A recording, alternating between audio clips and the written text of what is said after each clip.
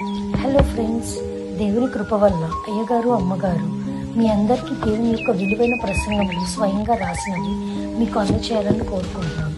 మా పుస్తకంలో సిలువ ధ్యాన ప్రసంగములు 83 ప్రసంగములు, క్రిస్మస్ ప్రసంగములు 50 ప్రసంగములు, బైబిల్లోని స్త్రీల ప్రసంగములు 72 ప్రసంగములు, మోషే సుఖోపవాస ప్రసంగములు 63 ప్రసంగములు. ఈ పుస్తకములు అయ్యగారు అమ్మగారు స్వయంగా రాసినవి మీ అందరికీ అందాలని కోరుకుంటున్నాము. మా పుస్తకములు కావాల్సిన వారు కాంటాక్ట్ అవ్వాల్సిన numbers: Bapatla reverend doctor P Jayapal గారు, phone number 9866412025. Guntur doctor P Prasad Rao గారు, ఫోన్ నెంబర్ 9413685994 అండ్ 9705789407. మా పుస్తకంలో మీరు తీసుకొని చదివి ఆదరణ పొంది దేవుని మహిమపరచాలని కోరుకుంటున్నాము. Don't forget to like the video. Thank you.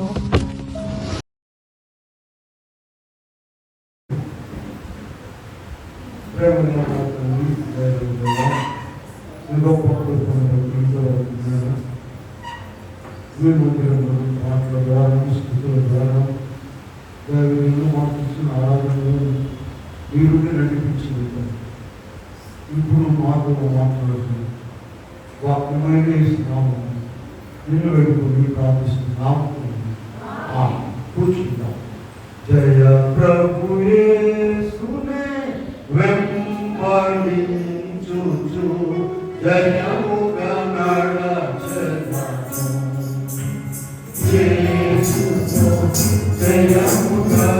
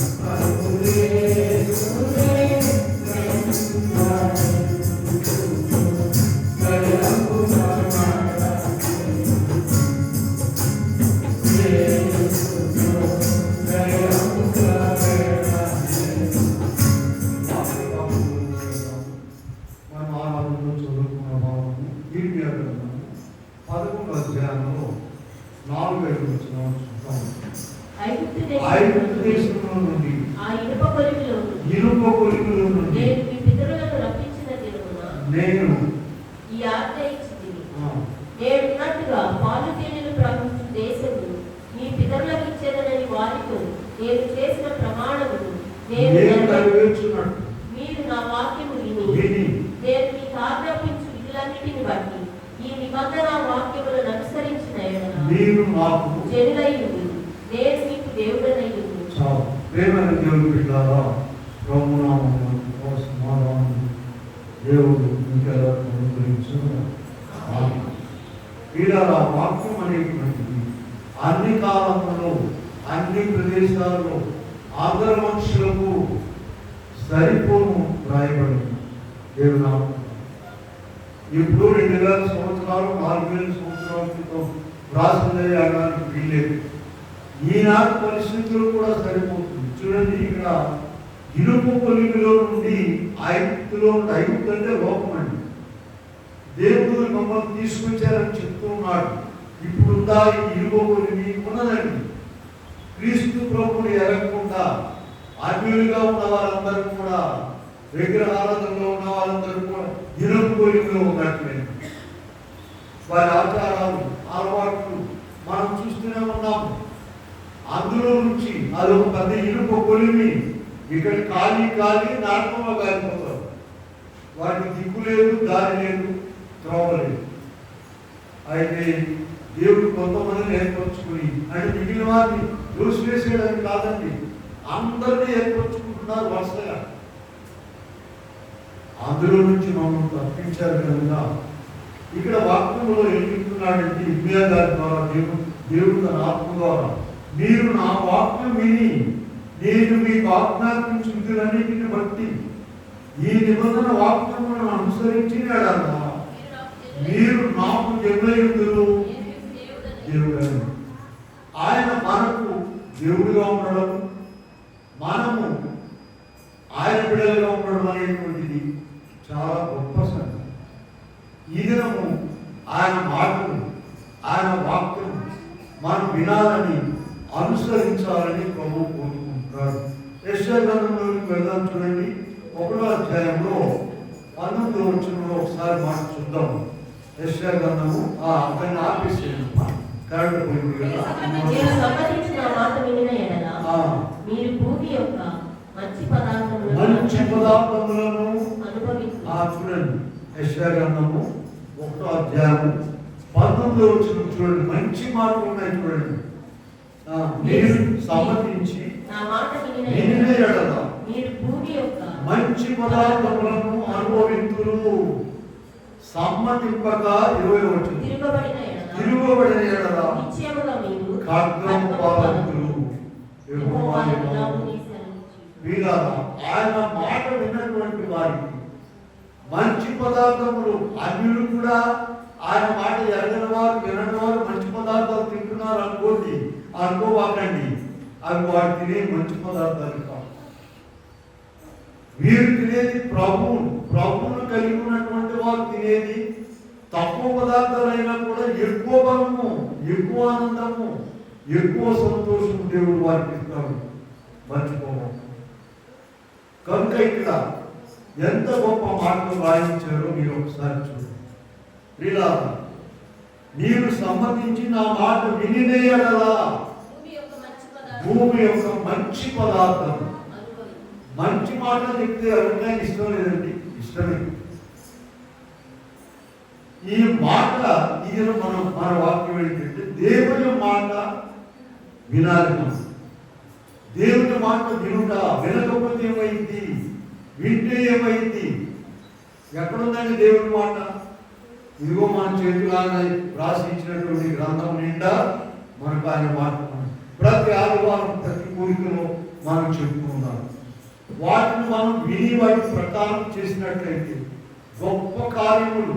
లూకాసు వార్త 1వ అధ్యాయంలో 37వ వచనంలో ఎప్పుడు నేను చెప్తూ ఉంటాను మీకు, క్రిస్మస్ కాలంలోనే కాక దేవుడు చెప్పినా ఏ మాట అయినను నిరర్ధకము కానేరదని.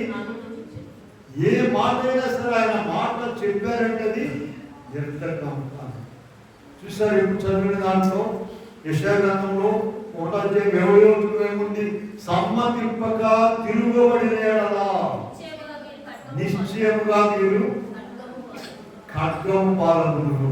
వీళ్ళారా, ఒక ఇంట్లో చూడండి, మంచి మాట విననటువంటి భార్య, మంచి మాట విననటువంటి భర్త, మంచి మాట విననటువంటి పిల్లలు ఉంటే ఆ ఇల్లు ఎలా ఉంటుందండి? ఎంత విచారకరంగా ఉంటుంది, ఎంత దుఃఖకరంగా ఉంటుంది, అభివృద్ధి ఉంటుందా? అలాగే సర్వమానవులు, సర్వభూమి ఆయన యొక్క కుటుంబము, దేవుడి కుటుంబము. ఆయన కాపాడి పోషించి జీవింపజేస్తున్నాడు. మనం కాదని, మన శక్తి కాదు, ఆయనే. అటువంటి ఆయన ఎంత బాధపడతాడు ఆయన మాట వినకు. తల్లిదండ్రులు కష్టపడి వారిని పెంచి పోషించి వారి అవసరతలు ఇచ్చి అన్ని తీరుస్తున్నప్పుడు వారి మాట వినకపోతే ఎంత దుఃఖపడతారు. అలాగే ప్రభువు కూడా ఆయన మాట విననటువంటి వారు, చిన్న మాట ఆయన చెప్పేదండి, భారమైన మాటలు చెప్పు. మీ చిన్నబ్బాయికి ఒక 70 కిలోలు బియ్యం మోసుకురావయ్యా అని అంటారా? ఎత్తుతారా? అమ్మో అలా అంటారు. తల్లి కన్నా తండ్రి కన్నా ఉత్తమమైన దేవుడు నీకు శ్రమ రానివ్వడు. నీవు సహించగలిగినంతకంటే ఎక్కువగా నీ మీద భారం ఆయన మాట. కనుక ఆయన మాటలను చూడండి. ఇర్మియా గ్రంథంలోనే మనం 12-17 చూద్దాం అన్నమాట. ఇర్మియా గ్రంథంలో 12వ అధ్యాయం అనేక విధాలుగా ప్రభు మనతో మాట్లాడుతున్నారు. అయితే వారు నా మాట విననోళ్ళని ఎడల వేరుతో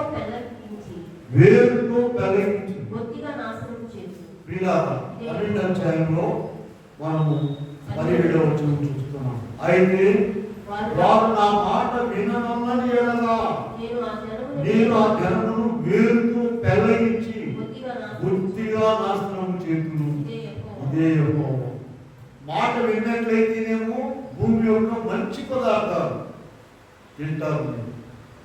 మాట వినలేకపోయినట్లయితే ఇందాకే చెప్పామంటే ఖడ్గం పాలవుతారు. రెండవది వారిని పెళ్ళగించి వేస్తానని చెప్తున్నాను. వీళ్ళ దేవుని యొక్క ఈ మాటలు ఎంత గొప్పవో అనేక చోట్ల రాయబడి ఉన్నాయండి. ఆయన బతిమాలుతూ ఉన్నాడు, ప్రతిమాలుతూ ఉన్నాడు. పిల్లారా చూడండి, 81లోకి వెళ్దాం. 81వ చాప్టర్లో 8వ అధ్యాయం చూద్దాం. 8వ వచనం చూద్దాం. నేను మీకు సంగతి తెలియజేయుదును. అయ్యో ఇశ్రాయేలు, నీవు నా మాట వినిన ఎంత విచారంగా ప్రభు దీనంగా బతిమాలుతున్నాడు. కీర్తన గ్రంథం 81వ అధ్యాయం 8వ వచనం. నా ప్రజలారా ఆలకించుడి, నేను మీకు సంగతి తెలియజేసేది. అయ్యో ఇశ్రాయేలు, వినిన యెడల ఎంత మేలు. ఆయన మాట విన్నట్లయితే ఎంత మేలు ప్రభు మనకు తెలియజేస్తూ ఉన్నారండి. ఆయన మాటలను మనం వినాలని 13 చూడండి. 13 చూసినట్లయితే 13 వచ్చింది. నా ప్రజలు నా మాట వినిన యెడల ఇశ్రాయేలు నా మార్గమును అనుసరించిన యెడల ఎంత మేలు. ఎంత మేలు చూడండి. మళ్ళా రెండోసారి చెప్తున్నారు అక్కడే. అయ్యో నా ప్రజలు నా మాట వినే ఎంత మేలు, ఎంత మేలు. స్కూల్కి వెళ్ళాయా, బాగా చదువుకోయా, క్రమశిక్షణలో పెంచేటువంటి ఇంట్లో ఎలా ఉంటారంటే పిల్లలు చక్కగా చదువుకొని మంచి స్థితిలోకి వెళ్ళిపోతారు. వదిలేస్తారు కొంతమంది, వాళ్ళ మాట వీళ్ళందరూ వీళ్ళు వాటి మాట్లాడుతూ చివరికి ఎలా ఉంటుందో. దేవుని యొక్క చిత్తం కూడా అంతే, దేవుని మాటలు కూడా అంతే, దేవుని చెప్పే విషయాలు కూడా అంతే. ఇక్కడ అనేక విషయాలు చెప్పుకున్నాం. చూడండి, లూకాసు వార్త 18వ అధ్యాయంలో ప్రారంభంలో ప్రభు ఏం చెప్పారంటే విసుగక నిత్యము ప్రార్థన చేయమని చెప్తున్నారు. మరి కీర్తన 1వ అధ్యాయంలో ఏముందండి? యెహోవా ధర్మశాస్త్రం నందు దివారాత్రం దాన్ని. ఇవి భారమైన పనులా? ఇవి ఏమైనా కష్టమైన పనులా? ఇవి చెప్పండి. కాదు.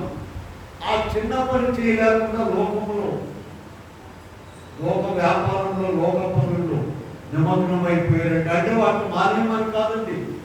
నీవు ఈ పని ముఖ్యంగా మనసులో ఉంచుకుంటే ఆ పనులన్నీ కూడా ప్రభు జరిగిస్తాను. కొంచెం జాగ్రత్త, కొంచెం శ్రద్ధ నీకు ప్రభు పని విషయంలో ఉన్నట్లయితే ఎంతో. అందుకనే 81వ అధ్యాయంలో 13వ వచనంలో కూడా మళ్ళీ ఇప్పుడు 16వ వచనం చూడండి. 81లోనే అతి శ్రేష్టమైన గోధుమలను అనుగ్రహించి పోషించుదును వంట తేనెతో. చూడండి ఎంత ప్రయోజనకరమైన, ఎంత లాభం చెప్తున్నారు, ఎంత లాభం చెప్తున్నారు. మామూలు గోధుమలు కాదండి ఇవి, అతి శ్రేష్టమైన గోధుమలను అనుగ్రహించి నేను వారికి.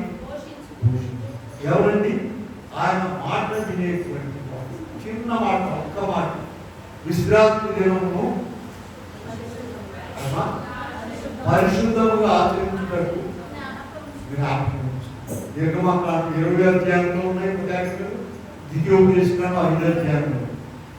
విశ్రాంతి దినమున నువ్వు తిని ఇంటికి అడపడుకుంటే నీకు మామూలు గోధుమలు కాదు, మట్టి దుమ్ము కూడా వచ్చేస్తుంది.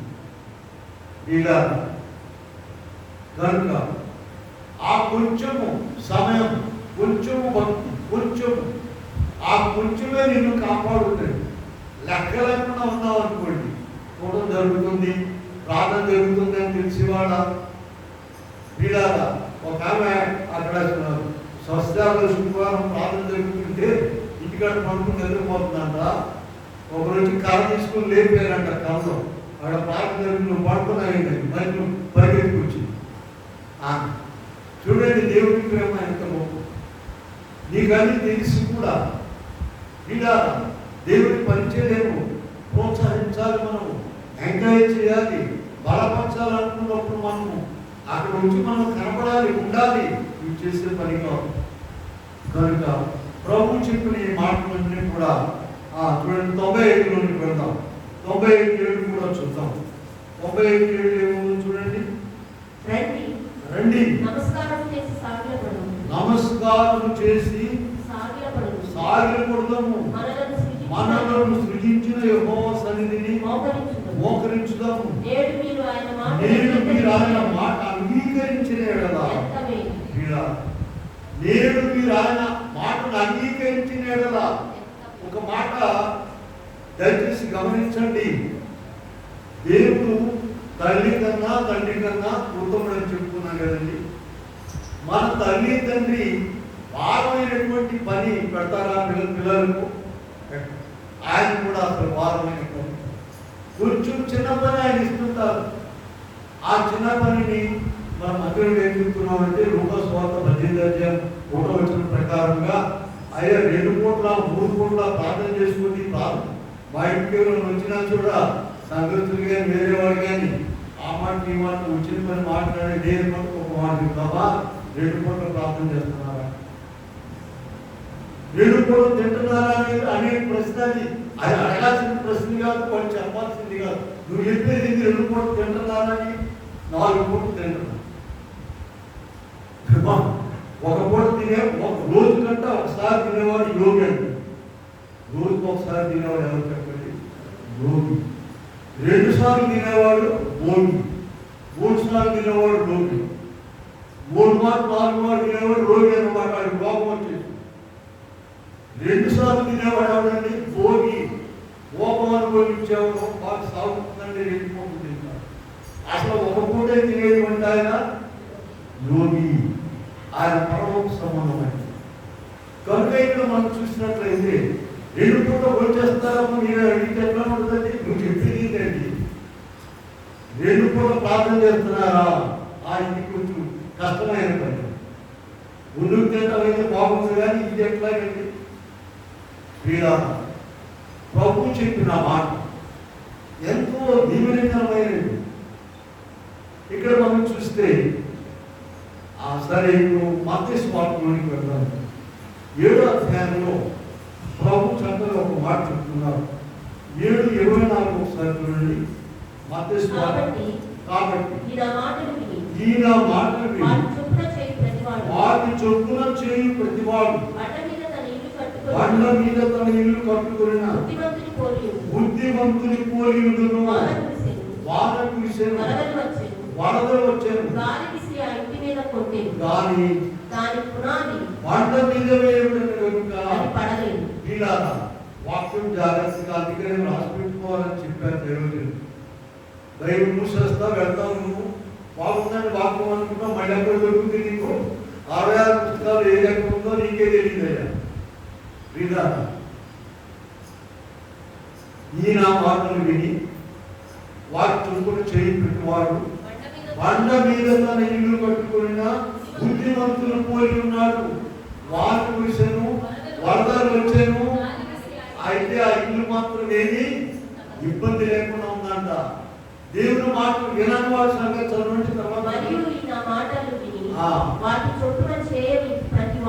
17వ వచనం ఆయన చెప్పు. ఇసుక మీద తన ఇల్లు కట్టుకొని వాన కురిసెను, వరదలు వచ్చాను, అప్పుడు అది కూలబడింది. 26, 27 వచనాలు చూస్తుంది. ఆయన మాటలు విన్నటువంటి వారి ఇల్లు ఎలా ఉంటుందండి? బండ మీద కట్టబడినట్టుగా ఉంటుంది. తుఫాను కాదు, గాలి కాదు, ఇవన్నీ వస్తాయి. బయట వాతావరణంలో తుఫాన్లు కాదండి. ప్రతి ఇంటికి ఒక తుఫాను వస్తూ ఉంటుంది. ఇంట్లో ఒక్కొక్కసారి సుడిగాలు వచ్చేసింది ఇంటి వరకే. ఊరంతా కాదు. ఇంటి వరకు చెప్పుకోవాలి వచ్చేస్తుంది, కొట్టుకుపోతారు, ఇక వర్షం చేస్తే మునిగిపోతారు. అది ఇంటి వరకు వచ్చినా సరే, మొత్తం దేశానికి వచ్చినా సరే, ఆ ఇంటి యొక్క పునాది ఎక్కడుండాలని ఇగో బండ మీద. మొదటి పత్రిక 10వ అధ్యాయంలో 4వ వచనంలో చివరిలో అక్కడ ఒక మాట ఉన్నది. చివరిలో చూస్తే ఆ బండ క్రీస్తే అనేటువంటి మాట. ఆ బండ ఉన్నది యేసుక్రీస్తు ప్రభువే. వారికి దిగులు లేదు, విచారం లేదు, చింత లేదు. ప్రియులారా, వారు అనుదినము కూడా ప్రభువుతో ఉంటారు. మన మొట్టమొదటి చదివిన 8వ గ్రంథంలో ఏం చెప్తున్నాము? మీరు నా మాటలు విన్నట్లయితే నేను మీకు దేవుడిగా ఉంటాను, మీరు నాకు ప్రజలుగా ఉంటారు. ఇంకేమైనా దిగులుందా? అసలు ఒక రాజుగారి అబ్బాయో, ఒక మినిస్టర్ గారి అబ్బాయో ఉంటే అబ్బా ఎంత బాగుందని దేశమంతా ఆయన నేను జేబులున్న డబ్బులేము, వాహనాలు ఉన్నాయి అనుకోమా? మనం దేవుడి కుమారుడిగా కుమార్తెలుగా ఉన్నట్లయితే ఎంత గొప్ప దిగులు ఆలోచన. అందరూ కూడా అలా ఉండాలని ప్రభు కోరుకుంటున్నాడు. కనుక ఇక్కడ మనం చూసినట్లయితే ఆ ప్రభు యొక్క మాట ఇర్మియా గారు ఒక మాట చెప్తూ ఉన్నారు. చూడండి, ప్రారంభంలో 2వ అధ్యాయంలో ఒక మాట చెప్తూ ఉన్నారు. 2వ అధ్యాయం 32వ వచనం చూద్దాం ఒకసారి. 2వ అధ్యాయం కన్యక తన ఆభరణములను మరుచున, పెండ్లి కుమార్తె తన వడ్డాణమును మరుచున, నా ప్రజలు లెక్కలేనన్ని దినములు కన్యక తన ఆభరణములను మరుచున. వడ్డాలు ఎవరు పడతారమ్మా? పెండ్లి కుమార్తె. ఇప్పుడు ఈ రోజుల్లో ఉన్న నకిలీ నగలు కాదండి, పూర్వకాలం సంక్రాంతి. ఇప్పుడంతా నకిలీగా, మనుషులు నకిలీ, వడ్డాలు కూడా నకిలీ. ఇతరు దానికి బంగారం వాటి పనికిరాదు. చూడండి ఎంత జాగ్రత్తగా ఉంటారు. కన్యక తన ఆభరణములను మరచున, పెండ్లి కుమారి తన వడ్డాణమును మరచున. వీళ్ళ పండగకి ఎవరు వస్తున్నారు? అమ్మాయికి మంచి నగలు పెడితే, వడ్డాణం పెడితే ఇద్దరు తగ్గిస్తారు. దాని అన్నమాట జాగ్రత్త. సచ్చే వీళ్ళు వైభోగే సచ్చే ఇద్దరు కాపలా పంపిస్తారు. రస్తా ఆడంలో వీళ్ళు ఇంటికి వచ్చేదాకా మళ్ళీ అవి తీసేదాన్ని. వీళ్ళరా వాళ్ళు మర్చిపోలేదు. ఎందుకంటే అంత విలువైనది దేవుని మాటలు, దేవుని వాక్యం ఇంకెంత విలువైనదో చూడండి. నీవు వాటిని పట్టుకున్నట్లయితే ఎంత గొప్ప మేలు దేవుడు ఇస్తాడు, ఎంత గొప్ప మేలు వాటిలోనే కలుగుతుందో ప్రభు ఇక్కడ. అందుకని మనం చూసినట్లయితే 81వ కీర్తనలో, అయ్యో నా ప్రజలారా నా మాట వినడా ఎంత మేలు, ఎంత మేలు అని ప్రభు కోరుకుంటూ ఉన్నారు. కనుక మనం అలా చూడాలని కొన్ని చాలా ఉదాహరణలు ఉన్నాయండి. కొన్ని మాత్రమే చూద్దాం. ఇక్కడ దేవుని మాట వినేది వారు. మొదటి ప్రాథమికము 17వ అధ్యాయంలోకి వెళ్దామండి. 9వ వచనంలో చూద్దాం. మొదటి రాజులు 17:9 మనం చూసినట్లయితే ఇక్కడ నేను పోషించడం నేను సెలవించి తెలియ. వాక్యం ఎప్పుడు కూడా పాతదైపోదండి. నీవు పాతైపోయి నీకు ఇష్టం లేక నీలో ఉన్న చెత్త అంతా ఉండి నీవు మురికి పట్టిపోయి వాక్యం విన్నదే కదా అనుకుంటావు. అలా కాదు, నిత్య నూతనముగా ఉంటుంది. వీళ్ళారా 50 సంవత్సరాలు చదువుతున్నామండి. ఇవాళ బైబిల్ తెలిస్తే ఎంతో కొత్తగా ఉంటుంది. వీళ్ళారా ఏలియా గారు ఆహాబు యొక్క అక్రమాన్ని బట్టి ఇశ్రాయేలు దేశంలో ప్రభువు ఏలియాని దేవుడు ఏం చెప్పారంటే, నీవు ఒక ఎగ్రోన్ బాబు దగ్గర పోయి ముందు కాపు నేను పోషిస్తే అని చెప్పారు. సరే, అక్కడ కూడా నీరు ఎండిపోయింది. నీరు ఎండిపోయిన తర్వాత ఇప్పుడు ప్రభు ఏం చెప్పారంటే, నీవు పలానా దగ్గరికి వెళ్ళి ఎక్కడమ్మా సారెపట్టు ఊరికి వెళ్ళి అక్కడ ఒక విధవరాలికి నిన్ను పోషించడానికి ఆలోచించారు. వెళ్ళడం వింటున్నారా? జాగ్రత్తగా సారెపట్టు ఊరికి వెళ్ళారు. ఆయన ఊరు వెళ్తుండగా ఆమె వచ్చేసింది. కొన్ని పునాలు ఏరుకుని వెళ్దామని గుడిలో కొంచెం నూనె తొట్టిలో పట్టడి పిండి ఉన్నది. సరే, ఈమె దేవుని ఆత్మ కలిగినామే, దేవుని బిడ్డ, దేవుని మాట ప్రకారం జీవించాము అని ఆయన దగ్గరికి ఈయన పంపాడు.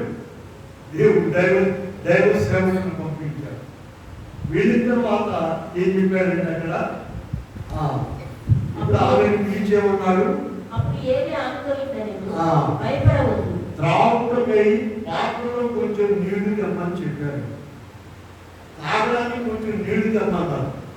సరే, నీళ్లు తేవచ్చుండగా 11వ వచనం, మొదటి భాగం 17వ. అతడు ఆమెను పిలిచి, నా కొరకు ఒక రొట్టె ముక్కను నీ చేతితో తీసుకున్నామని చెప్పాను. అప్పుడు ఆమె ఉన్న పరిస్థితి చెప్పింది. ఏం చెప్పింది? అందుకని నీ దేవుడని యెహోవా జీవము తోడు ఒట్టు పెట్టుకుంది, ఒట్టు పెట్టుకుని చెప్తుంది.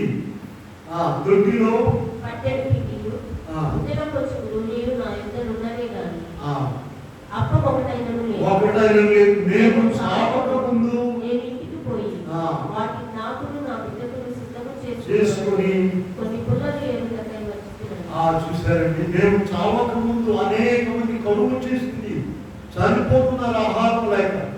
మేము చావక ముందు నేను రొట్టెలు చేసుకుని బ్రతుకుదామని వచ్చామయ్యా, పుల్లలేదు పెడుతున్నామని చెప్పి జాగ్రత్తగా విందాం. ఎంతుందమ్మా ఆమె దగ్గర? తొట్టిలో పట్టెడు పిండి, గుడ్డిలో కొంచెం. ఇలా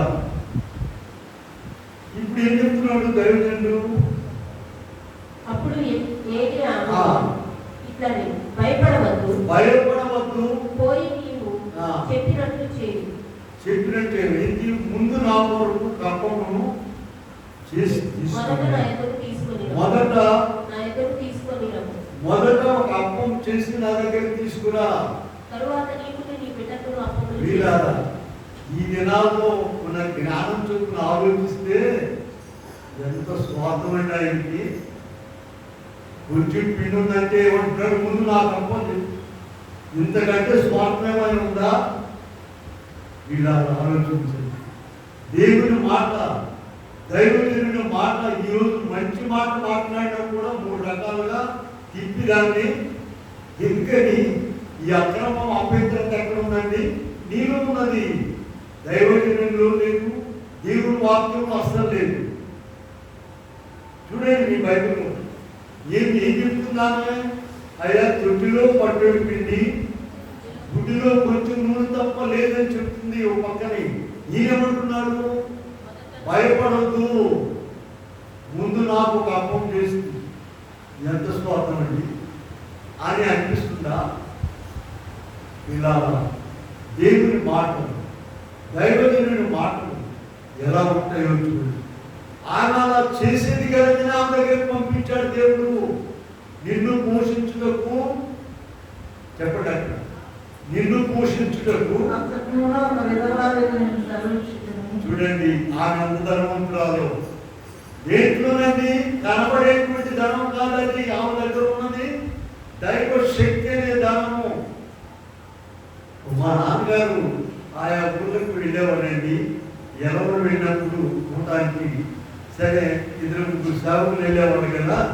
వాళ్ళు ఏం చేస్తారంటే, ఆమె ఒకరు మా ఇంటికి పోయినానికి రండి, ఒకరు మా ఇంటికి పోయినా సరే. ఒక ఆయన ఆ కమ్మవారు ఉన్నారు, ఆయన కూడా సేవకుడే వచ్చాడు. ఆయన ఏం చెప్పాడంటాయా, నన్ను ఒక మంచి ఇంటికి పంపించాడు. ఏ ఇంటికమ్మా? మంచి ఇదే ఇంటికి పోయినాడు. సరే, ఫస్ట్ ఒక ఆమె వచ్చింది. వచ్చిన తర్వాత అదే ఒక నువ్వేట ముందాడు. ఆ పెళ్లి వచ్చి ఆయనకి ఇంటికి వచ్చేటప్పుడు ఏదో ఆయన ఇంటికి పంపావు. సరైన మంచంలో గుర్తు మంచం వేసారు, కారు వేసి పెట్టింది. నువ్వే చెప్పావు కదా మంచి ఇంటికి పంపించింది. అయ్యా, మంచి ఇల్లంటే దాటి ఇల్లు, పెట్టుడిల్లా, పెళ్లిగా, చారులా. ఇలా ఇదిగో దైవజనుడిని ఎక్కడ పంపించాడు? దేవుని మాట వినే ఇంటికి పంపించాను. ఇలా చాలాసార్లు ఈ విషయం మీకు చెప్పాను. ఈ కరువు కాలం అంతా కూడా పిండి అంతే ఉందంటే నూనె అంతే ఉంది. మనకైతే పిచ్చి పడిపోవు. ప్రార్థన చేస్తున్నాము, ఈ కరువు కాలం అంతా ఆయన బతుకుతారంటే 2 బస్తాలు పిండిను 2 డబ్బాలు నూనె ఒక్కనుకుంటున్నాము. ఒకవేళ వచ్చిందని కూడా ఒక బస్తా పిండి ఒక డబ్బా నూనె వస్తే మనం ఏం చేస్తాం తెలుసా? ఇది అయిపోయిన తర్వాత ఏం చేయాలని అవలా పెట్టలా ఇప్పుడు ఏమా ఒక బ్యాగ్ రైస్ తెచ్చామండి కరువులో ఒక 20 కిలోలు 10 కిలోలు ఇప్పుడే ప్రారంభించి వండుతున్నాం. ఏమనుకుంటున్నామా న్యాయంగా? ఇది అయినా అప్పటిదాకా బతుకుతున్నావా చదువుతున్నావా? దేవుని ఆత్మ అంటే దేవుని శక్తి అంటే ఆలోచించండి. ఇలా అందుకని ప్రభు ప్రార్థన నేర్పించాడు. మానవుని ఆహారము నేను మాకు నేను అన్ని ఉన్నాయి. ఈ ప్రార్థన ఎందుకు మనం చేయాలి? ఇలా చాలా మంది తెలుసా నీకు? చెవుడు వచ్చిన నీకు ఉప్పు వేసుకోకూడదంట, షుగర్ వేసుకోకూడదు. ఎట్లాగైతే సరి చేయకు తప్పకున్నాయి. ఒక చెప్పి అయ్యా మాకు ఆయన పేరు బాబురావు గారు నీ నాన్న ఎవరు తెలియదు మరి ఏంటి ఏమి కాక అనుదినాహారం ఆయన మాకు దయచింది. కనుక ఇక్కడ చూడండి ఎంత గొప్ప సంగతి. మనం 17 అధ్యాయంలో మొదటి 17 అధ్యాయంలో ఉన్నాము. 14, 15, 16 వచనాలు చూద్దాం. చూడండి. భూమి మీద యెహోవా వర్షం కురిపించే వరకు ఆ తొట్టిలో ఉన్న పిండి తక్కువ కాదు, బుడ్డిలో నూనె అయిపోదని ఇశ్రాయేలు దేవుడైన యెహోవా సెలవిస్తున్నాడనేమో. అంతటా ఆమె వెళ్ళి ఆ పిల్లలు ఇది ఎవరి వాళ్ళండి? దేవుడి మాట దైవజనుడి ద్వారా చెప్తూ ఉన్నారు. ఇదిగో ఇందాక మనం చాలా రిఫరెన్స్ చూపించాము. దేవుడు సంబంధించిన మాట విని ఎడల భూమి యొక్క మంచి పదార్థములు మీరు అనుభవిస్తారు. ఇదిగో ఆమె దేవుడి మాట వినేటువంటి ఆమె. ప్రభు చెప్పిన మాటను ఇశ్రాయేలు దేవుడు చెప్తున్నాడు. భూమి మీద వర్షపూర్వకంగానే పంటలు వస్తాయండి. చెప్పి వానపడంగానే వస్తాయా? పొలాన్ని చేసుకొస్తారా? విత్తనాలు చల్లాలి, మళ్ళీ ఎదగాలి. అప్పటి వరకు కూడా నీకు ఇబ్బంది లేదు. దాంట్లో పిల్లలు దేవుని మాట చెప్తున్నాడు. అందుకని ఇక్కడ మత్తయి సువార్త 7వ అధ్యాయంలో మనం చూసాం. 24వ వచనంలో మనం చూసాము. వాన కురిసెను, వరదలు వచ్చాను. అదిగో వాన కురిసింది, వరదలు వచ్చింది. సారిపతి విధవరాలు ఆ ఊరంతా కొట్టింది కానీ ఆ దేశం అంతా పోయింది. కానీ ఈమె ఇల్లు ఎలా కట్టబడిందండి? వారు ఆ కరువు కాలం అంతా కూడా బ్రహ్మాండంగా కాలు మీద కాలేసుకుని అంటాక కాలు మీద కాలేసుకుని నోట్లు వేలేసుకుని కాయగడ్డలతో ఉన్నారు. అంటే దిగులు లేదని అర్థం. అంటే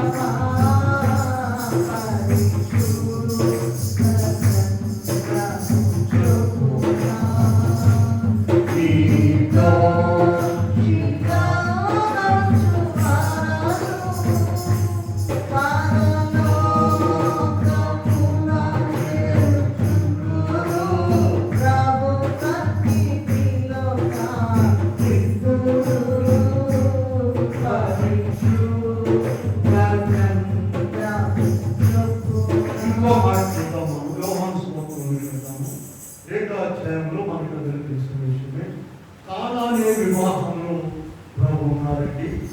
ఉన్నప్పుడు ప్రారంభంలో చూడండి యేసు తల్లి అక్కడ ఉండేది. వివాహమునకు పిలవబడింది. అయిపోయినప్పుడు ఆయనతో చెప్పగా నా సమయం ఇంకా రాలేదని ఆయన తల్లి ఆయన మీతో చెప్పుకున్నది చేయడని ఏమా ఆయన మీతో చెప్పుకున్నది చేయుడి. ఏం చెప్తున్నారండి? ఎక్కడ ఉందండి? ఇదిగో నీకు 66 పుస్తకాల్లో ప్రవహించారు. అందులో ప్రతి దినం నీకు బోధించేది, నీవు చదివే వాక్యం, నీవేం చేయాలో ప్రభు అందులో ముందుపరిచి నీకు ఇస్తున్నాడు. సరేనండి.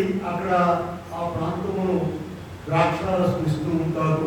వివాహానికి వచ్చిన వాళ్ళందరికీ పొద్దున మొదలుకొని సాయంత్రం వరకు అదేమో అయిపోయింది. ఎందుకని ప్రభు మహిమపరచబడాలి కదా ఆయన చెప్పు. అసలు సమస్య ఏంటంటే ఇక్కడ ద్రాక్షారసం అయిపోయింది. ప్రభు ఏం చెప్తున్నారు? బాణాల నిండా నీళ్లు పోయండి అని చెప్తున్నారు. అదే లేదా ద్రాక్షారసం అయిపోయింది నీళ్ళు పోయమంటావేంటి అని ఎవరు అడగలేదు. మరియమ్మకు దేవుని యొక్క శక్తి బాగా తెలుసు అని అవే చెప్పింది. ఆయన మీతో చెప్పునని చేయండి. వారు చేశారు కనుక వారి యొక్క ఇల్లంతా ఏమైపోయిందండి? మధురమైపోయింది. ప్రపంచవ్యాప్తముగా ఈ వివాహాన్ని గురించి చెప్పుకుంటున్నారు. మధురమైపోయింది వాళ్ళ జీవితాలు. ఆ పెళ్లి వారింట్లో మాధుర్యం వచ్చేసింది. ప్రార్థన శక్తి, దేవుడి మీద ఆధారపడే శక్తి, దేవుడిని ఆడుకునే శక్తి. మా నాన్నగారు ఏం చేస్తాడంటే ఆయన పాత్ర గారండి అన్ని కొరతలు ఇంటి నిండా కొరతలేదు. మేము 8 మందిని చదువుకునేటప్పుడు కాస్త ఖాళీగా కూర్చుని ఏం చేయకూడదు, పెన్ లేదు కానీ ఒకడు నోట్స్ కొనాలని, ఒక క్లాస్ నుంచి అలవడుతున్నారు పుస్తకం కావాలని ఇవన్నీ తరాపటి అడిగేవాళ్ళు. మా నాన్నగారు ఏం చెప్పేవాడంటే సాపెట్టుకున్నాడు మోకాడు. ఇదేంటి వాళ్ళు అడిగేది ఏంటి? సాపెట్టుకున్నాడు ఏంటి? క్రీడా ప్రభు మీద ఆనుకున్నాడు, ప్రభు మీద ఆధారపడినట్లే. నీకు డబ్బులున్నాయా కొనుక్కుంటాం అనుకోబాకు. డబ్బులున్న వాళ్ళు చాలా మంది కొనుక్కోలేక చచ్చిపోయి సమాధిలో ఉన్నారు. మర్చిపోవాలి. డబ్బులున్నా లేకపోయినా ఏదైనా సరే ఒక మాట చెప్పారు, ప్రభువు నేర్పించారు ప్రార్థన, మాలిన ఆహారము నేడు మాకు దయచేయము. మర్చిపోవాలి.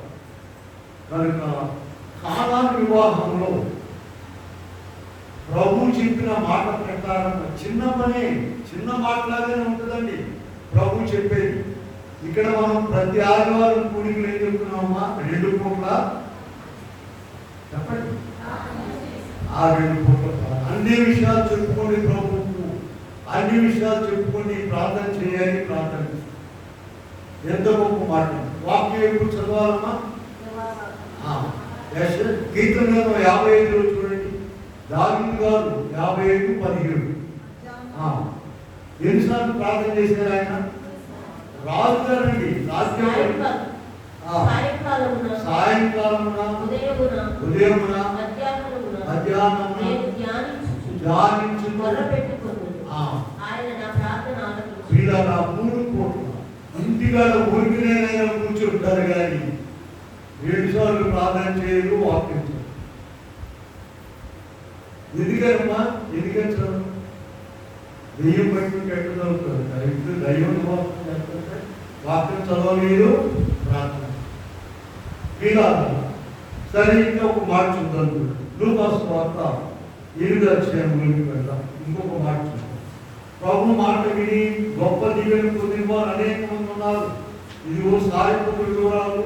ప్రభు చెప్పిన మాట కష్టమైనా కూడా విని కరుకాలం అంతా కూడా బ్రహ్మాండంగా పోషించబడింది. కష్టమైన ఎంత కష్టం అండి. ఈయనేం చెప్తున్నాడు? మంచినీళ్ళు తెమ్మన్నాడు. సరే దైవజనుడు కదా అని మంచినీళ్ళు తేడానికి వెళ్ళింది. ఏం చెప్పాడమ్మా?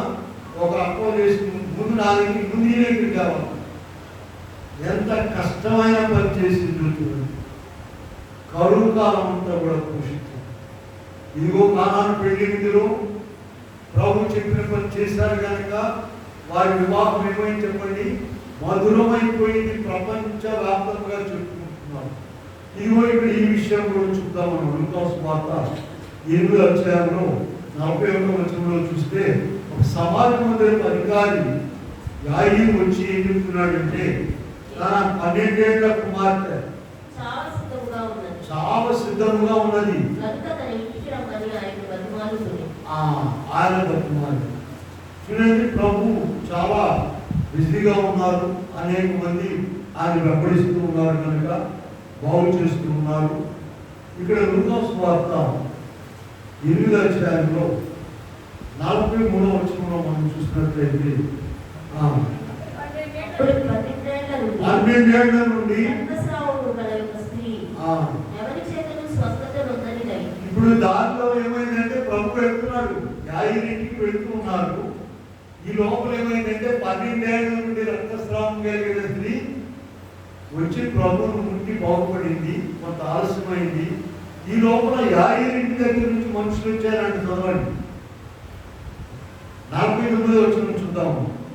ఆయన ఇంకా మాట్లాడుచుండగా సమాజపు మందిరపు అధికారి ఇంటి నుండి ఒకడు వచ్చి నీ కుమార్తె చనిపోయినది బోధకుని శ్రమ పెట్టవద్దు అతనితో చెప్పాను. ఇలా ఇంటి దగ్గర నుంచి ఒక ఆయన వచ్చేసారు, అయ్యా నీ కుమార్తె చనిపోయింది, చనిపోయిందంటే ఇంకా లేవలేదు కదా, బోధకుని శ్రమ పెట్టవద్దు. అప్పుడు ప్రభు చెప్పాడు, చూడండి అక్కడ చూడండి. యేసు ఆ మాట విని భయపడవద్దు, నమ్మిక మాత్రం ఆమె స్వస్థపరచబడునని అతనితో చెప్పాడు. ఒక్క మాట చెప్పాడు, భయపడవద్దు, నమ్మిక మాత్రం. ఆ మాట విన్నాడండి, వెళ్ళలేదు ఆయన. యాయిరులోనేటువంటి ఆయన సమాజ మందిరపు అధికారి. ఆయన కుమార్తె చాలా సిద్ధంగా ఉందని ప్రభు దగ్గర కూర్చోరు. ప్రభు వస్తున్నారు, దారిలో ఉన్నారు, ఆలస్యమైంది. ఇంటిగా నుండి కబురు వచ్చింది, ఏమని? చనిపోయిందని. ఇలా మన దేవుడు గొప్పవాడండి. బ్రతుకుంటేనో కొద్దిగా జ్వరం ఉంటేనో బాగు చేశాయని కాదు. చూడండి, ప్రకటన గ్రంథము 1వ అధ్యాయంలో 18-19 వచనాల్లో యోహాను గారితో ప్రభు మాట్లాడుతున్నారు. నేను మొదటి వాడను, కడపటి వాడను, జీవించువాడను, మృతుడనైతిని కాని, ఇదిగో యుగయుగములు సజీవుడనైన మరణము యొక్క పాతాళలోకము యొక్క తాళపు చెవులు ఆస్వాదికులలో ఉన్నవి. ఇలా మన దేవుడు ఆశామాషి అనే దేవుడు కాదు, మర్చిపోవాలి. మరణం యొక్క పాతాళ లోకం యొక్క తాళం చెవులు ఆయన స్వాధీనంలో ఉన్నాయి. ఈ మాట చెప్పిన మానవుడు ఎవరు లేరు. గొప్పవాడు, గురువులు, పెద్దలు అనబడేవారు ఎవరు ఉంటారు. యాయిరుకి ఈ విషయాలు తెలియకపోతుంది. యాయిరు దగ్గర గ్రంథం ఎందుకుంది, ప్రార్థనలో ఉన్న విషయాలు తెలుసా ఆయనకి? తెలియదు. అయినా కూడా భయపడవద్దు, నమ్మిక మాత్రం ఉంచవచ్చు. నీవు నేను కూడా గడువు అయిపోయిందాను, లేదా ఇంకేం వస్తుందాను, ఇంకేం జరుగుతుందేమో అని నువ్వు అనుకోకూడదు. చివరి వరకు నీ గడువు దాటిపోయినా సరే ప్రభు నీకు నెరవేర్చగలదు. ఎప్పుడు నీవు ఆయన మాట వినట్టు. అలాగే వెళ్ళారు. మరి ప్రభు చెప్పిన మాట ప్రకారంగా 50వ వచనంలో చూస్తే 8వ అధ్యాయంలో ప్రభు మాట వినడం ద్వారా ఏమైందో చూడండి. ఆమె చనిపోయినటువంటి ఆమె బ్రతికినట్లుగా మనం చూస్తున్నాం. ఇలా అలాగే మనము కూడా ప్రభు మాట విన్నట్లయితే, ఇదిగో చనిపోయిన వారు ఉన్నారు అనేక మంది ఇంట్లో, ప్రార్థన వినని వారు, మాట వినని వారు, వాక్యం చదవని వారు, ఆదివారం రాని వారు. ఎవరండి వీళ్ళు? వారైనా అటువంటి వారందరూ కూడా బ్రతుకుతారు దీవాల మాట ప్రకారంగా ఉన్నట్లు. కనుక ప్రియమైన వారు ఇంకొకటి చూసుకుని మనం ముగించుకున్నాం. ఆదికాండంలో వెళ్దాము. 6వ అధ్యాయం 22వ వచనము, 7వ అధ్యాయం 5వ వచనంలో మనం చూస్తే ఇక్కడ నోవహు గురించి మాట్లాడుతున్నారు. దేవుడు అతనికి ఆజ్ఞాపించిన ప్రకారము నోవహు యావత్తు చేశాను. ఇలా 2 చోట్ల ఉన్నది మాట. 6వ అధ్యాయంలో చివరిలో ఉన్నది, 7వ అధ్యాయంలో 5వ. నోవహు ఏం చేశాడమ్మా? దేవుడు ఆయనకి ఏం ఆజ్ఞాపించాడో అది మొత్తం చేశాడు. కొంచెం కాదు, ఒక మాట 2 మాటలు కాదు. కనుకని జల ప్రళయం నుండి తప్పించుకున్నారు. అనేక మంది ఆ తరం వారిలో మొత్తం నశించిపోయారు.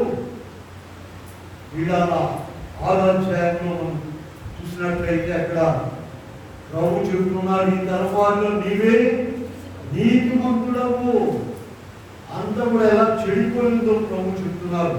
11వ వచనంలో చూద్దాం. భూలోకము చెడిపోయి ఉండెను, బలాత్కారముతో నిండి ఉండెను.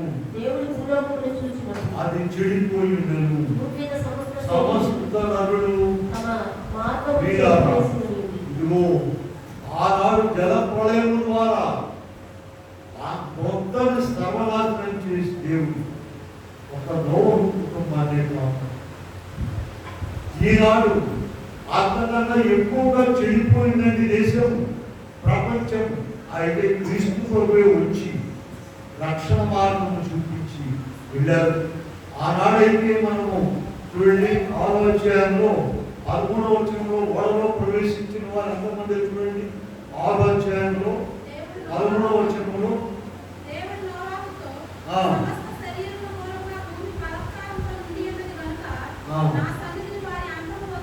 వచ్చి ఉన్నది.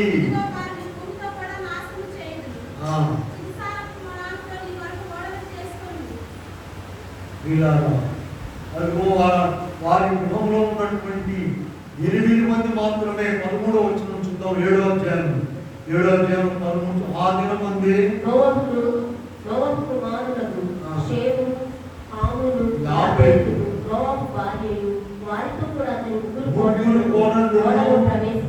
వీళ్ళ 8 మంది మాత్రమే. ఇక్కడ మన పాఠంలో ఉన్న విషయం దయచేసి గమనించుకోండి. దేవుని మాట వినడం ద్వారా ఆ 8 మంది మాత్రమే జీవించారు. వారి ద్వారా మళ్ళీ ఈ ప్రపంచం అంతా కూడా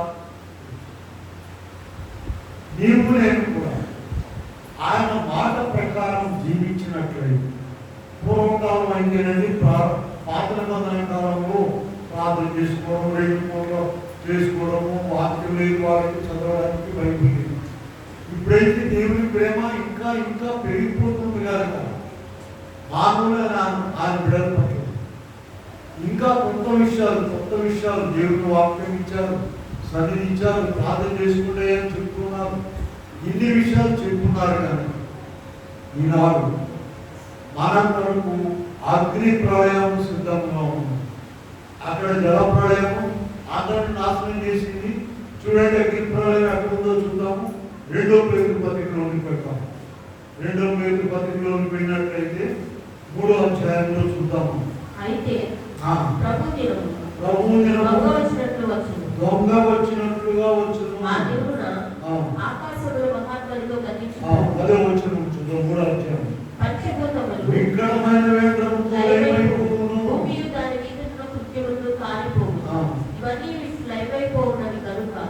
ఆకాశములు రౌలుకొని లైవైపోవునట్టు, పంచభూతములు మహావేగంతో కరిగిపోవునట్టు దేవుని గెలుపు రాకడ కొరకు కనిపెట్టుచు దాన్ని ఆశతో అపేక్షించుచు మీరు పరిశుద్ధమైన ప్రవర్తనతో భక్తితో ఎంతో జాగ్రత్తగా వారై ఉండవలెను.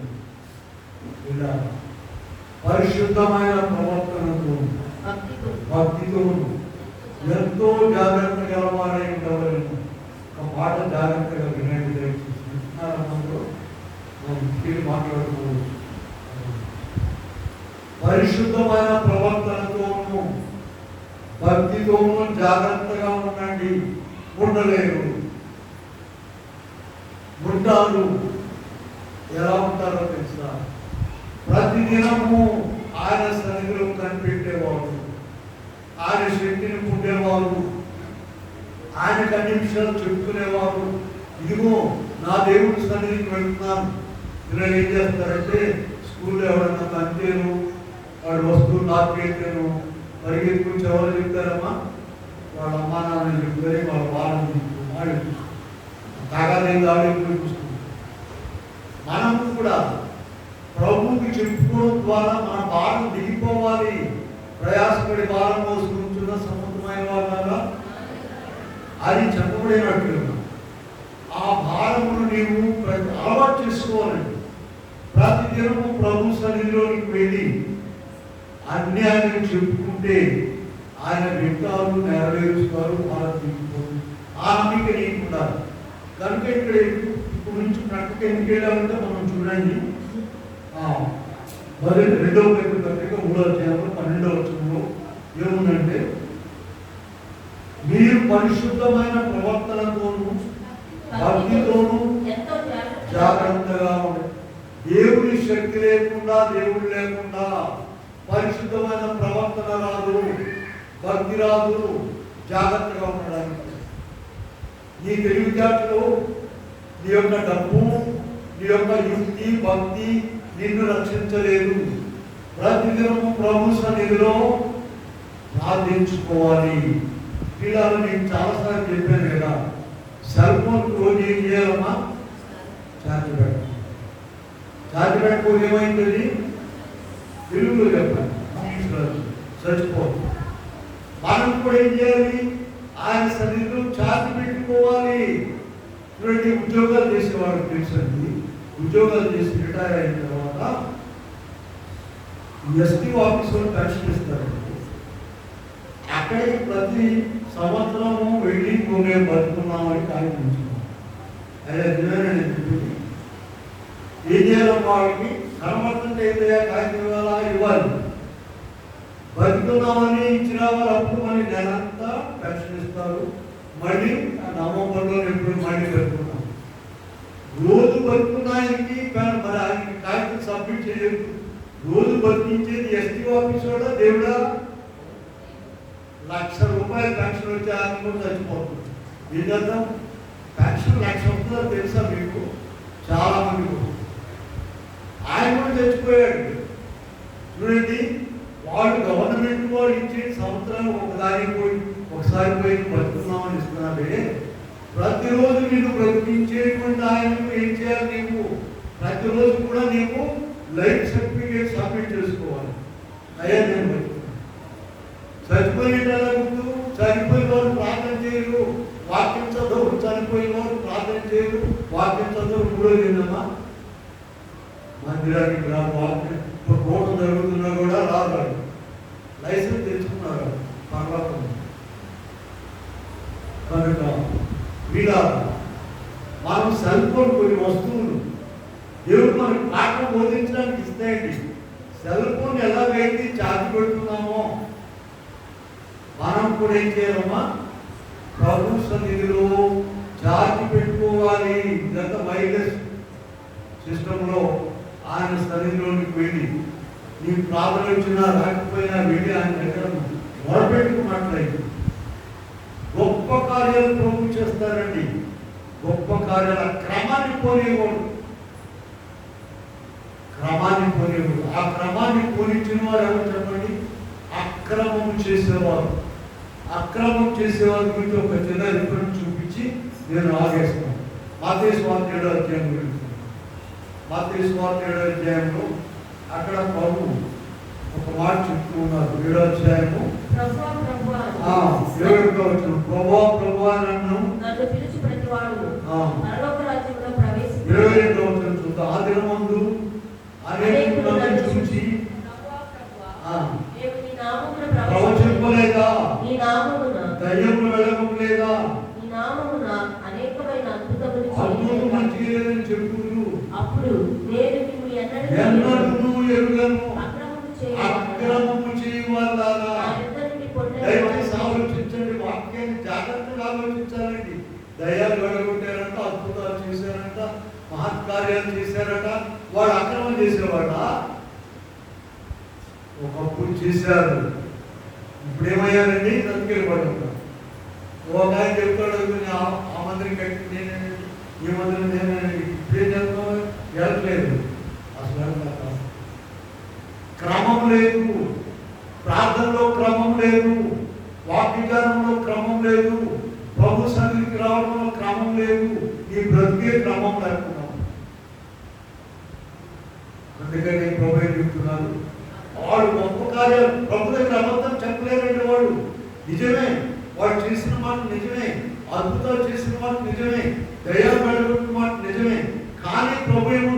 మంది అక్రమము చేయవాళ్ళారా నా యొక్క నుండి తొలగిపోండి. ఇంకా ఏముంది అక్కడ అని చెప్తుంది.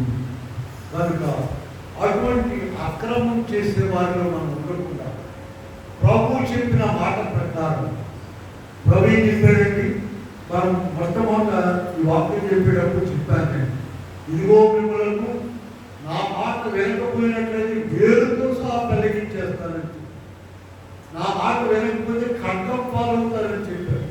మీరు విని ఎడల బ్రతుకుతారు, భూమి యొక్క మంచి పదార్థములు మీరు తీసుకుంటారని ప్రభు. కనుక ప్రభు ఇక్కడ 2 ఆప్షన్స్ మనకి ఇచ్చారండి. ఆయన మాట విన్నట్లయితే గొప్ప కార్యాలు ప్రభు నీ ఇంట్లో గొప్ప కార్యాలు జరిపిస్తున్నారు మీ బిడ్డలు. ఆయన మాట వినకపోయినట్లయితే గొప్ప ప్రమాదంలో పోయి. కనుక ఆయన మాటలను విని మనం భద్రపరుచుకొని వాటి ప్రకారంగా నడవాలని ప్రభు కోరుకుంటున్నారు. అట్టి కృపా దేవుడు అందరికీ అనుగ్రహించుగా ప్రార్థన చేద్దాము. ప్రేమలండి దయగల గొప్ప కృపను పెట్టినాడు. అనేక రీతులుగా మనం ఈ వాక్యంతో పోషిస్తూ ఉన్నాము. ప్రతి ఆదివారం ప్రతి గుడిలో ఈ మాటలు వినిపిస్తున్నాము. అలాగే వాటి ప్రకారం మీరు జీవించినట్లయితే గొప్ప దీవెన ఆశీర్వాదం, గొప్ప మేలు మీకు కలుగు చేస్తున్నారని చెప్తున్నాను.